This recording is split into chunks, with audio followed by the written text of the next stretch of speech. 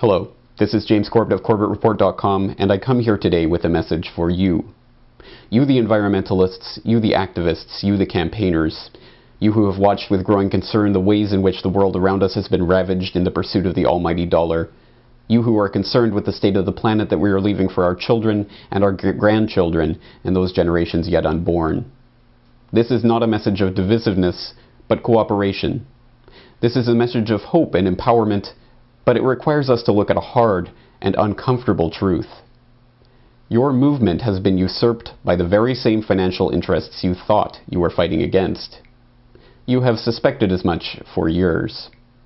You watched at first with hope and excitement as your movement, your cause, your message began to be spread, as it was taken up by the media and given attention, as conferences were organized and as the ideas you had struggled so long and hard to be heard were talked about nationally, then internationally. You watched with growing unease as the message was simplified. First it became a slogan, then it became a brand. Soon it was nothing more than a label, and it became attached to products. The ideas you had once fought for were now being sold back to you for profit. You watched with growing unease as the message became parroted, not argued, worn like a fashion rather than something that came from the conviction of understanding. You disagreed when the slogans and then the science were dumbed down, when carbon dioxide became the focus and CO2 was taken up as a political cause. Soon it was the only cause. You knew that Al Gore was not a scientist, that his evidence was factually incorrect, that the movement was being taken over by a cause that was not your own, one that relied on beliefs you did not share to propose a solution you did not want. It began to reach a breaking point when you saw that the solutions being proposed were not solutions at all, when they began to propose new taxes and new markets that would only serve to line their own pockets. You knew something was wrong when you saw them argue for a cap-and-trade scheme proposed by Ken Lay, when you saw Goldman Sachs position itself to ride the carbon trading bubble, when the whole thrust of the movement became ways to make money, or spend money, or raise money from this panic. Your movement had been hijacked. The realization came the first time you read the Club of Rome's 1991 book, The First Global Revolution, which says, "In searching for a common enemy against whom we can unite, we came up with the idea that pollution, the threat of global warming, water shortages, famine, and the like would fit the bill. All these dangers are caused by human intervention in natural processes, and it is only through changed attitudes and behavior that they can be overcome. The real enemy then is humanity itself." And when you looked at the Club of Rome's elite member roster, and when you learned about eugenics and the Rockefeller ties to the Kaiser Wilhelm Institute and the practice of crypto-eugenics and the rise of overpopulation fear-mongering and the call by elitist after elitist after elitist to cull the world population. Still, you wanted to believe that there was some basis of truth, something real and valuable in the single-minded obsession of this hijacked environmental movement with man-made global warming. Now, in November 2009, the last traces of doubt have been removed. Last week, an insider leaked internal documents and emails from the Climatic Research Unit at the University of East Anglia and exposed the lies, manipulation, and fraud behind the studies that supposedly show 0.6 degrees Celsius of warming over the last 130 years, and the hockey stick graph that supposedly shows unprecedented warming in our times.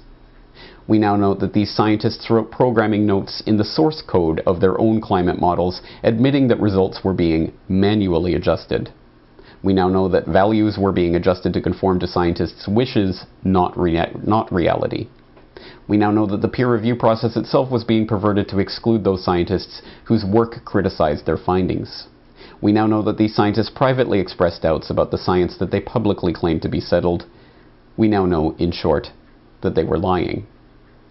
It is unknown as yet what the fallout will be from all of this, but it is evident that the fallout will be substantial. With this crisis, however, comes an opportunity to recapture the movement that the financiers have stolen from the people. Together, we can demand a full and independent investigation into all of the researchers whose work was implicated in the CRU affair. We can demand a full re-evaluation of all those studies whose conclusions have been thrown into question by these revelations, and all of the public policy that has been based on those studies.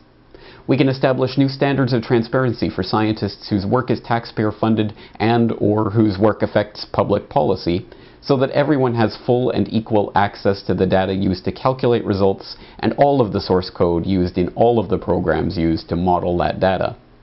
In other words, we can reaffirm that no cause is worth supporting that requires deception for its propagation. Even more importantly, we can take back the environmental movement. We can begin to concentrate on the serious questions that need to be asked about the genetic engineering technology whereby hybrid organisms and new, never-before-seen proteins that are being released into the biosphere in a giant, uncontrolled experiment threatens the very genome of life on this planet. We can look into environmental causes of the explosion in cancer and the staggering drops in fertility over the last 50 years, including the BPA in our plastics and the anti-androgens in the water. We can examine regulatory agencies that are controlled by the very corporations they are supposedly watching over. We can begin focusing on depleted uranium and the dumping of toxic waste into the rivers and all of the issues that we once knew were part of the real environmental movement. Or we can, as some have, descend into petty partisan politics. We can decide that lies are okay if they support our side. We can defend the reprehensible actions of the CRU researchers and rally around the green flag that has long since been captured by the enemy. It's a simple decision to make, but one that we must make quickly before the argument can be spun away and environmentalism can go back to business as usual.